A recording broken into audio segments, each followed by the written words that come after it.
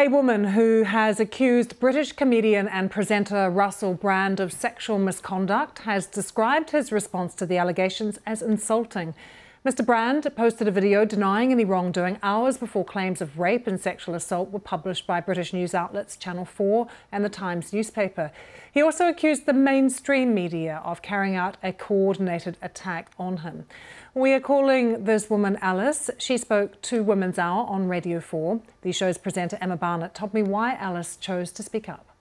It's her first interview since she's spoken to the Sunday Times and of the UK and talked about what happened in her relationship when she was 16 and the comedian was originally 30. I mean, he's also a Hollywood actor. People will know him around the world and he's cultivated many fans online. He's strenuously denied all of these allegations, but she hasn't spoken since the response of Russell Brand, where he has issued these denials.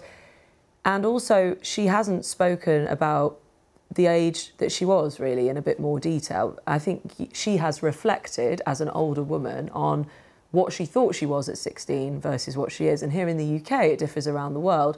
The age of consent, sexual consent, is 16. Now, that was a rule that was made in the 1800s. And she is asking for there to be a review, at least, of that, and talking about how even her mother, who tried to stop this relationship, and this was now she views a grooming situation, she views it, the law has changed since her relationship with Russell Brand, as an element of coercive control. She views it very, very differently, as well as the specific allegation of sexual assault. Well, let's have a listen to Alice when you ask her if Russell Brand knew that she was 16 when he first asked her out. He knew before we ever went on our first date.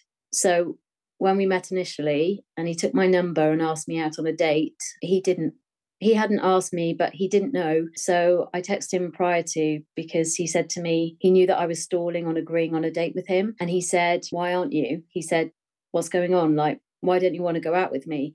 I said, "Because I've got something to tell you." I said, "I'm 16. And he just replied saying, "Okay, so we're still on for dinner at 7:30. And how old was he? He was 30. What do you want to say about that now as an older woman? What is now that I'm in my 30s, looking at 16-year-olds, I can't even imagine finding them sexually attractive. I can't imagine even thinking of them as that, a potential mate in any way. It just seems the only feelings I have towards them are maternal, protective feelings. I couldn't even imagine. You just don't even put them into that category in your head.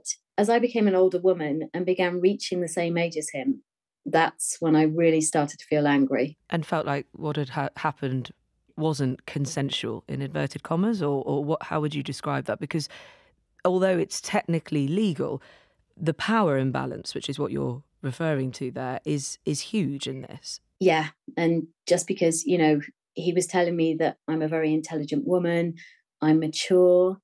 Being intelligent doesn't mean that you're not naive and that you're not vulnerable and that you don't have the life experiences and your brain isn't fully developed. Some reaction from Downing Street describing these allegations against Russell Brand as being very serious and concerning. And we've also heard that the Culture Secretary is going to speak to broadcasters about their investigations into Russell Brand at the very next opportunity that she has. This is Lucy Fraser, of course. Because what are the allegations around the BBC, Emma?